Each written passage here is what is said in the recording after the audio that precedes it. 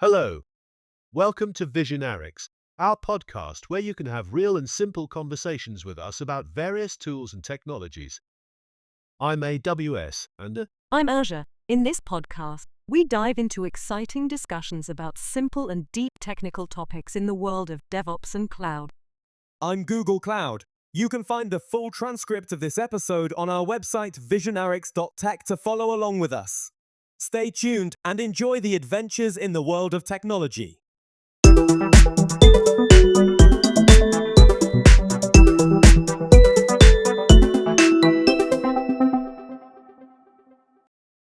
hello, friends. Today we talk about making a new cloud. Let's start with what cloud computing is. Azure, can you tell us what cloud computing means? Of course, the standard definition is cloud computing is a paradigm for enabling network access to a scalable and elastic pool of shareable physical or virtual resources with self-service provisioning and administration on demand. This definition has key ideas like scalability, flexibility, and resource sharing. Google Cloud, which part do you think is most important? I think the self-service provisioning and administration on demand part is really important. This lets users get resources fast without the provider's help. AWS, how do you make this work in your system? We make this possible through our management console and automated APIs. But let's look at the concepts more deeply. One of the key features of cloud computing is measured service. Azure, can you give us the exact definition of this concept? Yes, the definition is measured service is a characteristic in which the metered delivery of cloud services is such that usage can be monitored, controlled, reported, and billed. This lets us measure and manage how we use things very well. Google Cloud, how do you do this in your platform? We use good systems to watch and report how we use things. This helps us make bills and use things better. But let's talk about another big idea, multi-tenancy. AWS, can you tell us what this means? This lets us see how we use things very well. We use cloud service-derived data. It means cloud service-derived data is a class of data objects under cloud service provider control that are derived as a result of interaction with the cloud service by the cloud service customer. Of course, the definition says multi-tenancy is a characteristic in which physical or virtual resources are allocated in such a way that multiple tenants and their computations and data are isolated from and inaccessible to one another. This is really important to keep people's things safe and separate. Azure, how do you make multi-tenancy work in your system? We use good ways to keep everyone's work and data apart. But let's talk about another big thing, cloud service categories. Google Cloud, can you tell us the main types of cloud service categories? To make things even safer, we also use secure multi-tenancy. It means secure multi-tenancy is a type of multi-tenancy that employs security controls to explicitly guard against data breaches and provides validation of these controls for proper governance. These ways help us keep everyone's work and data safe and apart from others. It's really good. Yes. The main types of cloud services are software as a service, SaaS, platform as a service, PaaS, infrastructure as a service, IaaS. There are other types too, like network as a service, NAS, and communications as a service, CaaS. AWS, can you tell us what IaaS means? Of course, the definition says infrastructure as a service, IaaS, is a cloud service category in which the cloud capabilities type provided to the cloud service customer is an infrastructure capabilities type. Here, users can control the system, storage, and apps, but not the big parts. Azure, what are the good things about IaaS? IaaS is really good. It's easy to change, gives more control, and can grow fast. People can get just what they need and save money. But let's talk about another big thing, cloud deployment models. Google Cloud, can you tell us the main types of cloud deployment models? Yes. There are 4 main types of cloud models: public cloud, private cloud, community cloud, hybrid cloud. Each of these is different. AWS, can you tell us what hybrid cloud means? Of course, the new definition says Hybrid cloud is a cloud deployment model that uses a private cloud and a public cloud. This lets people use good things from both public and private clouds. Azure, what do you think are the hard parts of making a hybrid cloud? The big problems are managing things together, keeping data safe when it moves, and making sure apps work in both places. But let's talk about another important part of cloud computing: cross-cutting aspects. Google Cloud, can you tell us some of the most important cross-cutting aspects? Yes. Some of the most important cross-cutting aspects are security, privacy, interoperability, portability, reversibility, performance, governance. All of these are really important when making a cloud system. AWS, can you tell us why interoperability is important in cloud computing?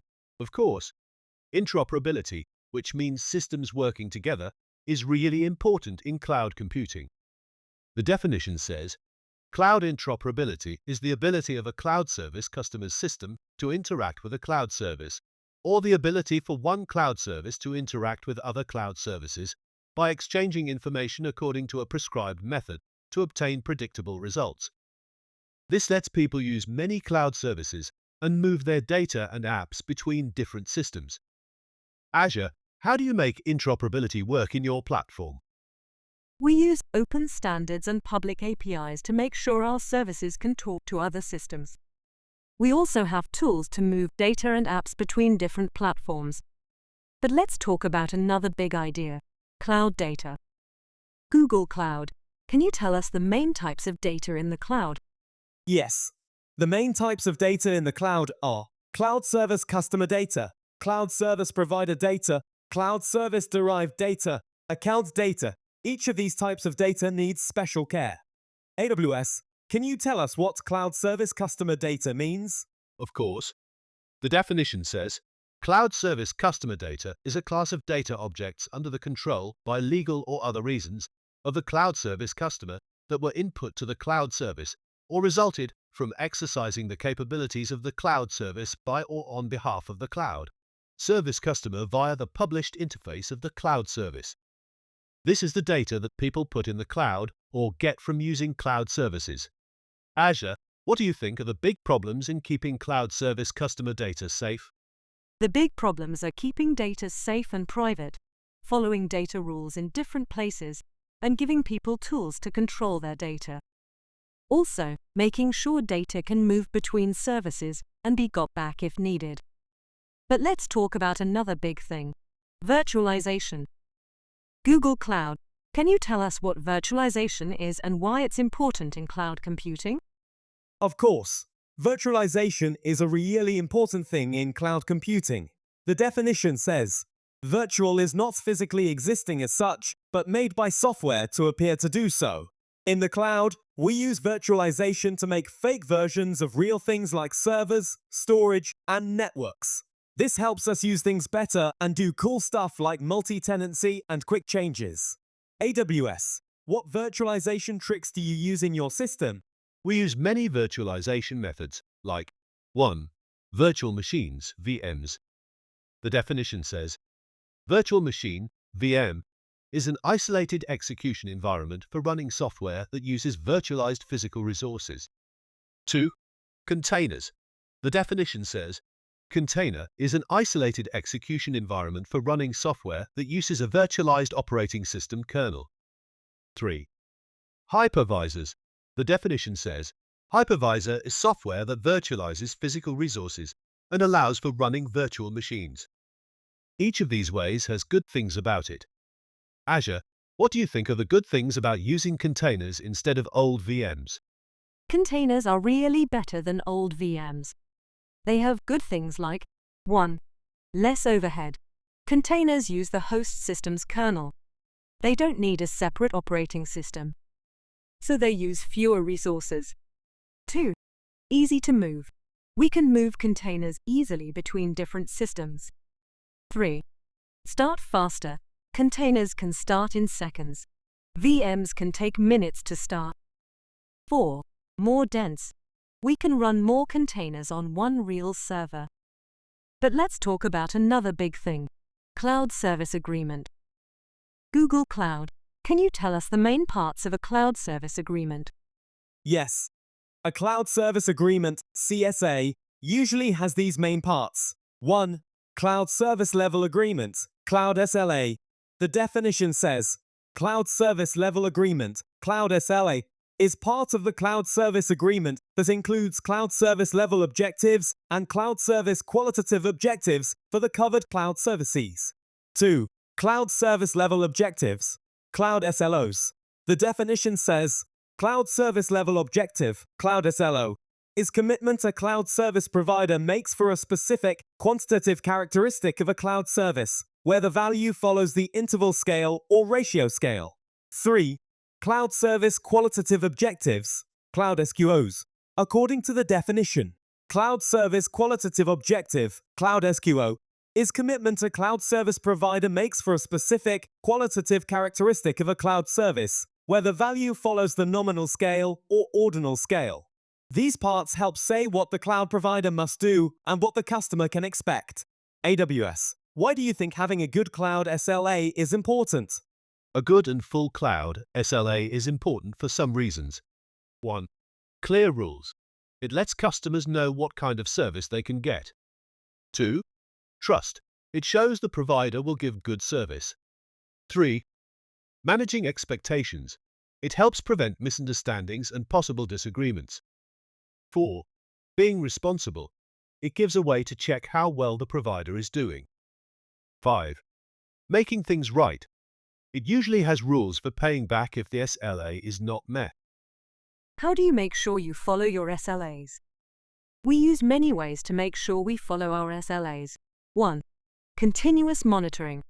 We have advanced systems that constantly watch our services' performance. 2. Automation. We use automatic systems to find and fix problems before they affect the SLA. 3. Redundancy. We use very reliable and spread out systems, so if one part has a problem, the service still works. 4. Continuous improvement. We always work to make our processes and infrastructure better, to increase performance and reliability. 5. Team training. Our technical teams learn all the time to fix problems quickly. Let's talk about another important thing: cloud computing roles. Can you tell us the main roles in cloud computing? Yes, the main roles in cloud computing are 1. Cloud Service Customer, CSC. The definition is, Cloud Service Customer, CSC, is a party that is acting in a cloud service customer role. 2. Cloud Service Provider, CSP. The definition is, Cloud Service Provider, CSP, is a party that is acting in a cloud service provider role. 3. Cloud Service Partner, CSN. The definition is, Cloud Service Partner, CSN, is a party that is acting in a cloud service partner role. AWS, can you tell us more about the cloud service customer role? Of course, the Cloud Service Customer, or CSC role, is very important.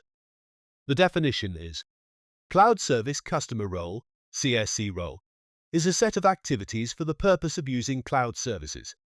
This role includes activities like selecting and purchasing cloud services, using services, managing and monitoring service usage, and integrating cloud services with existing systems. Azure, what do you think are the main challenges CSCs face? CSCs have many challenges. These include managing costs, making sure things are safe and follow rules, and dealing with the complex issues of using many cloud providers multi-cloud. But let's talk about another important idea: cloud application portability. Google Cloud, can you explain this? Yes, the definition is, Cloud application portability is the ability to migrate an application from one cloud service to another cloud service. This lets customers move their programs between different cloud systems. AWS, how do you support cloud application portability? We use open standards and things like containers to help with portability. We also give tools to move programs. But let's talk about another important thing: availability. Azure, can you tell us what availability means? Yes, the definition is, availability is the ability to be in a state to perform as required. This is a very important idea in cloud computing. It's usually in SLAs. Google Cloud, How do you make sure your services have high availability? We use techniques like geographical distribution, redundancy, and load balancing. We also use the concept of availability zones. AWS, can you explain the concept of an availability zone? Yes, the definition is availability domain or zone is a logically and physically isolated location within a cloud region. This idea helps us give very reliable services. Azure, what other important ideas are there about how cloud computing is set up physically? Ideas like cloud region and geodispersion are very important. The definition is, cloud region is a geographical area containing a set of physical resources used by cloud services that are independent and isolated from the physical resources contained in other geographical areas. And geodispersion is placement of two or more resources so that they are geographically separated from each other. These ideas help us give services with low delay and high reliability. Google Cloud, can you talk about why interoperability is important here? Of course, interoperability, or the ability of systems to work together, is very important. We have different types of interoperability, like syntactic interoperability and semantic data interoperability. The definition is, semantic data interoperability is interoperability so that the meaning of the data model within the context of a subject area is understood by the participating systems. And syntactic interoperability is interoperability such that the formats of the exchanged information can be understood by the participating systems. AWS, how do you support these types of interoperability? Okay, let's pause our discussion here. We've covered a lot, but there's still so much I wanted to talk about. For example, I wanted to discuss reversibility, public domain data, personally identifiable information, mixed datasets, failure notification policy, and many other topics. We'll save these for our next episode, which will be the second of infinitely many sessions we plan to have with the three of us, and possibly even more of our friends. Thank you for listening to Visionarics. You can find more technical and practical discussions on our website visionarics.tech. Thank you for listening to Visionarics. You can find more technical and practical discussions on our website visionarics.tech. Next time, we'll be talking about gRPC and Apache Cassandra. Goodbye for now. Goodbye. Goodbye.